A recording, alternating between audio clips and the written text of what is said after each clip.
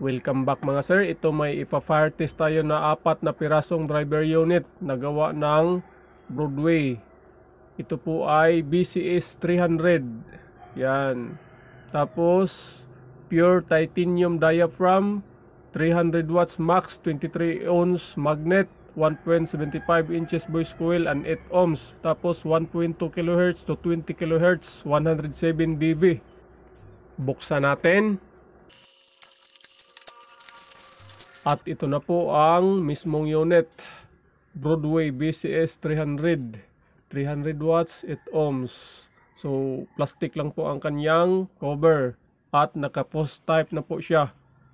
So, maganda naman, mahigpit. Price range nga pala nito ngayon mga sir sa online is 500 plus. Di pa kasama shipping.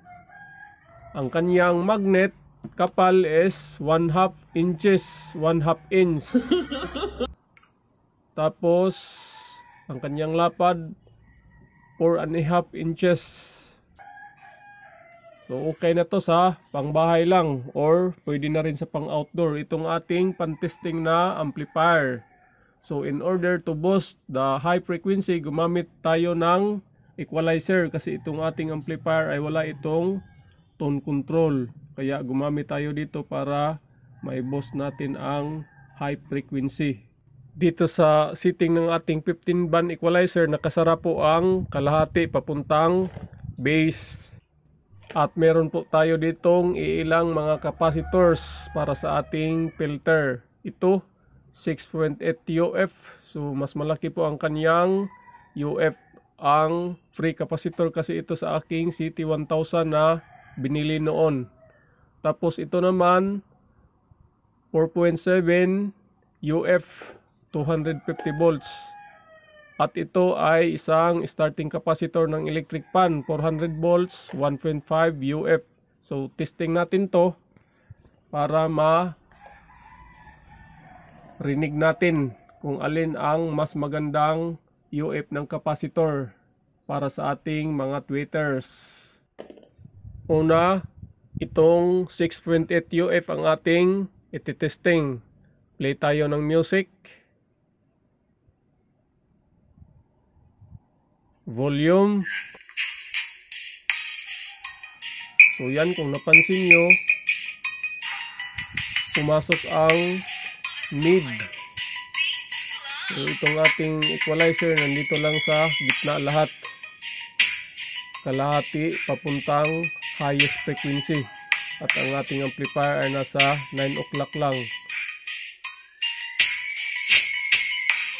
So bali ito na po si 6.8 UF 250 volt. Medyo nakapasok po ang middle frequency. Malakas po ang bukal. At medyo magaspang ang kanyang sit-sit. Usual talaga yan sa tweeter kapag malaki ang UF, malaki din ang kalansing. So mamaya, ititesting natin tong 1.5 UF starting capacitor ng electric pan na 400 volts. Bali, ipaparallel natin dito sa 6.8 UF para palipat-lipat lang tayo para ating ma-differentiate ang sit-sit between itong dalawang capacitors.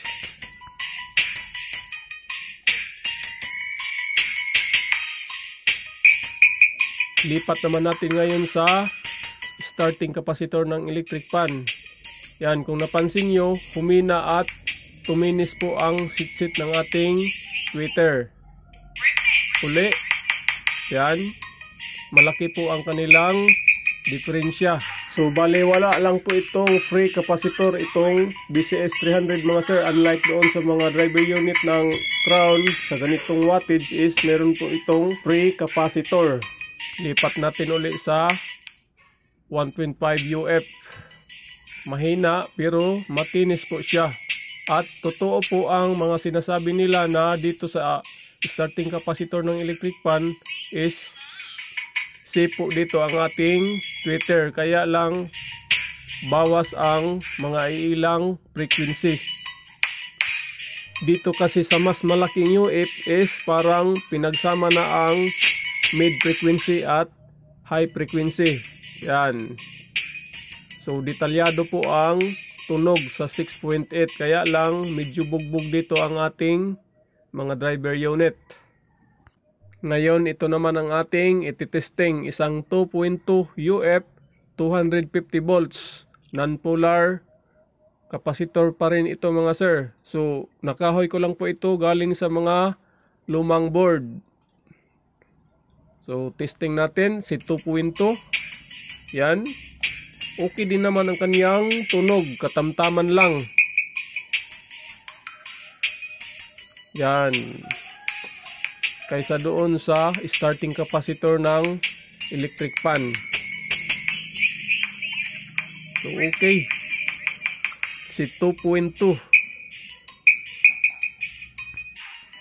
Buksan din natin itong iba para ating matesting. Ang price pala ng Bose coil nito mga sir na original is nasa 150 to 180 sa online, hindi pa kasama shipping, so napaka affordable. Ititesting din natin tong iba gamit ang 6.8 UF ito ngayon. So medyo malaki po ang kanyang boses, pero take note mga sir, mas maganda pa rin ang pinadaan nyo itong mga tweeters nyo sa dividing network or di kaya crossover. Lalo na pag isang amplifier lang ang inyong ginamit, so kailangan may dividing network po kayo. So ito naman, lipat natin sa isa, 6.8 UF pa rin to. Ito namang pinakalas, lipat natin, may capacitor po ito na 4.7 UF. Ito, medyo mas pino siya. Ngayon, final testing tayo mga sir. Nagparallel tayo ng tatlong capacitors. 6.8, malakas. Lipat tayo sa 4.7. At ngayon sa electric fan capacitor. Pinong-pino po siya. Dahil 1.5 lang po siya at naka 400 volts, kaya humina po siya at tuminis. Dito naman 6.8.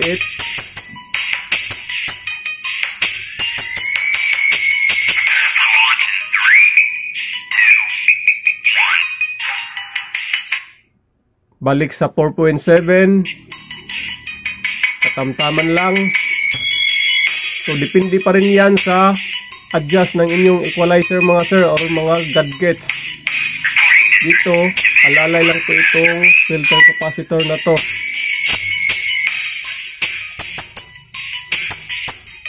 So lastly, dito sa 1.5 400 volts. So kayo na po ang mag-decide mga sir kung anong klaseng capacitor ang inyong gagamitin or kung anong suggested high pass filter ng inyong mga technician. Ito kasing pinakita natin dito is more on demo lang and review sa mga price range nitong mga unit na to.